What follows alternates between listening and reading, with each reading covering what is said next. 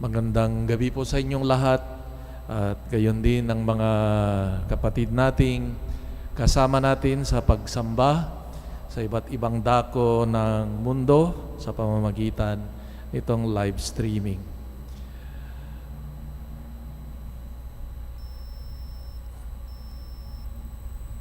Sa likod ng napakaraming progreso, advancement ng siyensya, science and medicine ay ang sakit, karamdaman ng tao ay hindi pa rin naalis. Totoo na may ang daming mga development ng mga medicine para sa ganito, para hindi ka tatanda. May mga kung ano-ano. Salamat sa Diyos dahil binibigyan ng Diyos ng liwanag ang mga siyentipiko para sa gumawa ng mga ganito, ang teknolohiya, ang mga gamot, no? Pero patuloy pa rin ang itong pagharap ng tao sa problema ng sakit. No? Totoo na may mga gamot na para sa mga napuksa na ng mga ilang sakit. Halimbawa, no? Pero sumusulpot din ang mga bagong forma nito, kagaya nitong COVID-19 na hinaharap natin. May progreso, pero hindi pa rin naaalis ang lahat. Sa Ebanghelyo ngayon, makikita natin yung gawain na pagpapagaling ni Jesus o yung kanyang healing ministry. At makikita natin na ito'y malaking bahagi ng kanyang gawain, itong pagpapagaling sa mga may sakit. Kagayang narinig natin ngayon, yung una, yung pagpapagaling ni Jesus sa biyanan ni San Pedro, no, na may matinding lagnat. At ayon sa description ng Ebanghelyo, hinawakan niya ng kamay, binangon niya, at nawala ang lagnat. At gayon din, sabi nga sa Ebanghelyo, pagkatapos dating ng gabi, dala ng buong bayan ng mga may sakit, nagtipon-tipon doon, mga may sakit nilang mga kamag-anak, no? At mga inaalihan ng demonyo, at sila'y pinagaling ni Jesus. Makikita natin na sa maraming pagkakataon, si Jesus ay nagpagaling ng mga may sakit. At yung impression na makikita natin na ito'y yung gawain ng pagpapagaling ay napakalaking bahagi ng kanyang misyon. It was a great part of his ministry, his healing ministry, no? Kasi minsan napagbibigyan pansin lang yung na ipinahayag ang mabuting balita, ganito, pero minsan nakakalimutan natin na ito'y napakalaking bahagi rin yung kanyang pagpapagaling. At may tatanong siguro natin, ano ba ang kahulugan nito, gawaing pagpapagaling ni Jesus sa kanyang misyon at para sa atin mga sumasampalataya? Makita natin na si Jesus ay hindi lamang nangaral, nagpahayag ng mabuting balita tungkol sa kaharian ng Diyos, kundi ipinakita niya rin ng katuparan ng kaharian ng Diyos sa kanyang pagpapagaling o gawaing pagpapagaling. Jesus showed the realization, the fulfillment of the kingdom of God precisely in His healing ministry. Dahil ang kaharian ng Diyos, isa sa mga katangian nito ay ito nga yung sinasabi nating ang kaharian ng Diyos ay kung saan uusbong at magiging ganap ang buhay ng kasapi nito. It is the fulfillment, the realization of the full potential of human beings. Kaya nga, masasabi natin na kung saan ang tao ay nadidevelop ang lahat ng aspeto ng kanyang buhay, ay makita natin na nandoon ang kaharian ng Diyos. No? Sabi nga may kasabihan ni San Ireneo, no? The kingdom of God is humans fully alive. Ang tao na may karamdaman, may sakit, may mga pasan, ay hindi niya na tatagpuan o naarok nga yung kaganapan nito. Kaya lalong-lalo na nung panahon ni Jesus, yung pananaw ng mga sakit o yung mga pasanin ng mga tao ay ang karaniwan na pag-unawa nila ay ito'y dahil sa presensya o gawa ng mga evil spirits o ito'y bunga ng kasalanan ng tao. Kaya may sakit ang tao dahil either gawayan ng mga masasamang spirito o yan ay bunga ng pagkakasala ng tao.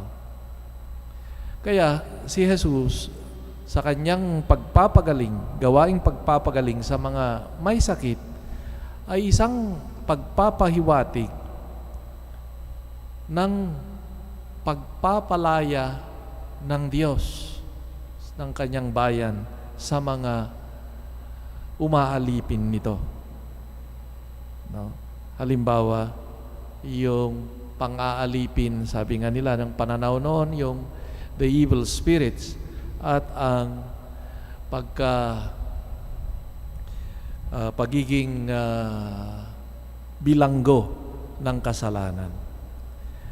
Kaya itong pagpapagaling ni Jesus or ang kanyang healing ministry ay isang pagpapakita ni Jesus ng kanyang pakikiisa sa nagdurusang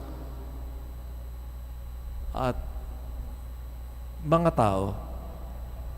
Jesus wanted to express His solidarity, God's solidarity with the suffering humanity by His nearness and by His healing touch for the sick, kagaya narinig natin sa Ebanghelyo ngayon.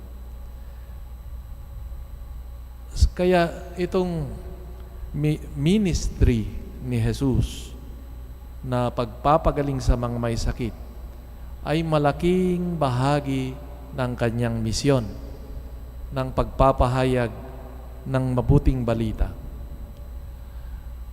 He proclaimed the word, His powerful word, but at the same time, He showed the power of His word and realized this precisely.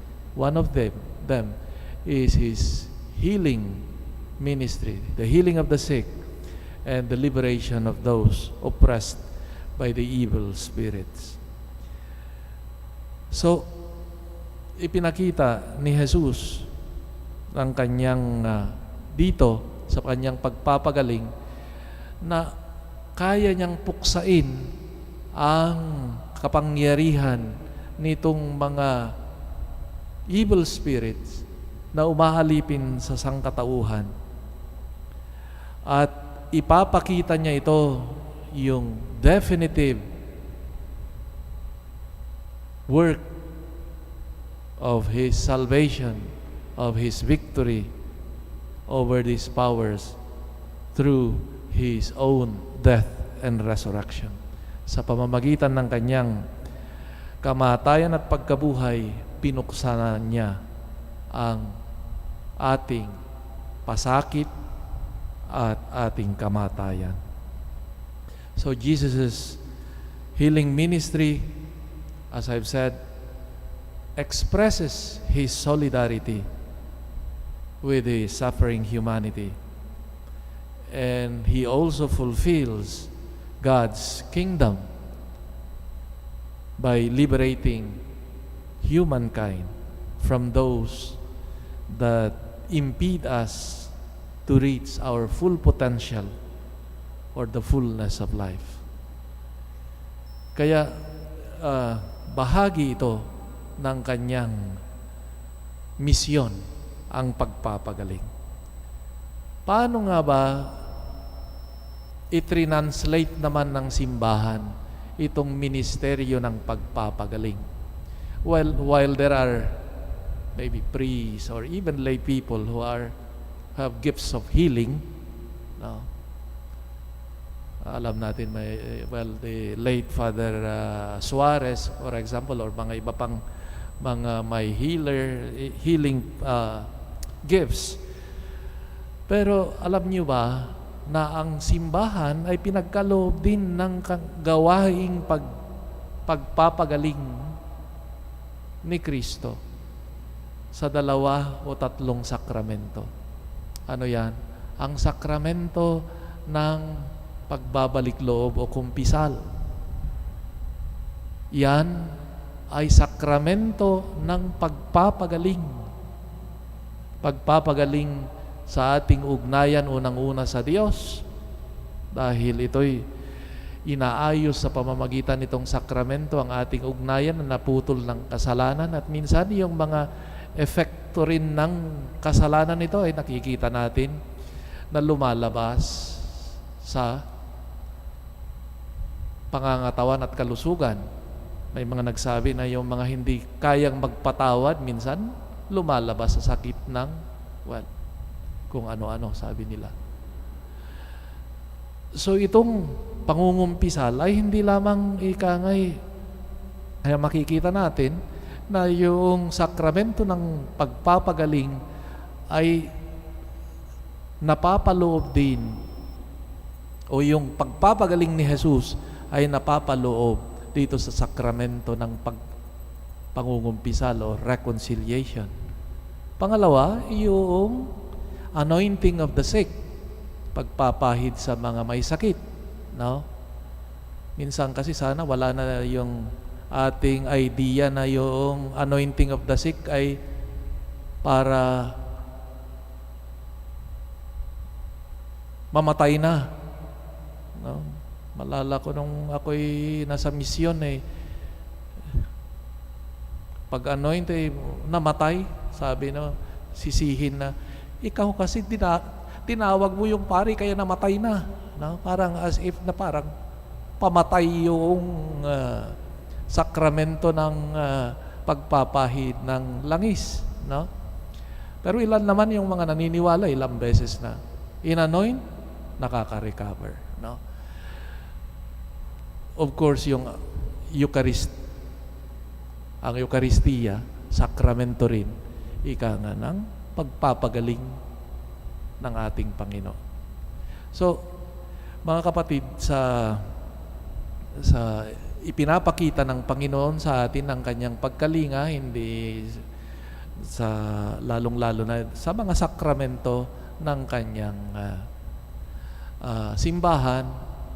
Kung mayroong mga galing na mga pinagkalooban ng Diyos ng healing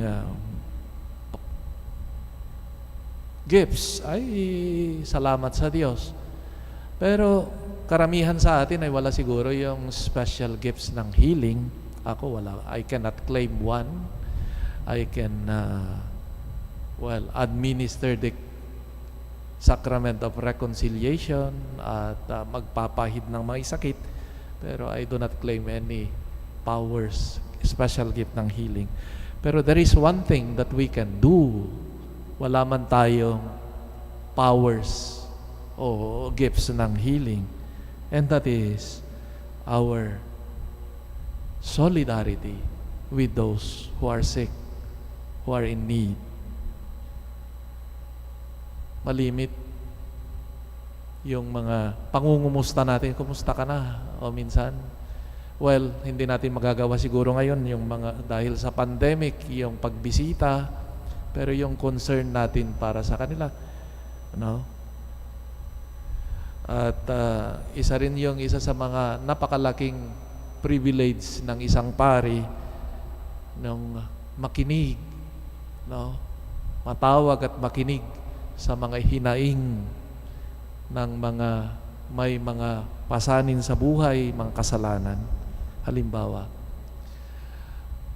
at makikita mo yung karanasan ng mga nakapagkumpisal, halimbawa, na naiibsan nito ng mga pasanin o yung bigat na dinadala. So, wala man tayong gifts of healing kagaya ni Jesus o yung mga ibang ilan, pero we can do much also by signs and gestures of solidarity. Isa sa mga napakahalaga ring pwede nating gawin ay yung ating panalangin, no, para sa kanila. Sa ating misa malimit, makakatanggap tayo ng mga intentions for healing and recovery. Pagdasal natin, no? At saka yung mga I make the point that when I promise someone to pray for, lalo, Father, pagdasal mo naman ako, may sakit ako o yung anak ko, that I make a point to pause and pray silently for that. Kasi minsan, baka makalimutan, no? Pero yung pag paniniwala tayo, pananampalataya natin na pag-aalay ng panalangin para sa mga may sakit is a great service of solidarity. I do not remember anymore, some years ago, mayroon nag-experiment, no? Mayroong isang grupo na pinagdarasal na ito'y grupo ay pinagdarasal at saka yung mga iba ay hindi pinagdarasal. Lo and behold, sabi ng experiment, mas madaling gumaling yung mga may mga taong nagdarasal para sa kanila. No? So, dear friends, itong ating pagdiriwang ngayong gabi na inaalala natin, lalong-lalo na yung mga may pasanin sa buhay, may sakit o moral, pinansyal o whatever, ay bahagi ng ating solidarity ang ipanalangin sila. At naway si Jesus, ang divine doctor, ay tulungan tayo, ang ating ang humanity, ang sangkatauhan, lalong-lalo na nahaharap nitong panganib ng COVID-19, ay tulungan tayong lahat na makalampas nito at magtulungan na harapin ito bilang magkakapatid kay Kristo. Pagpalain nawa tayo ng buong may kapal.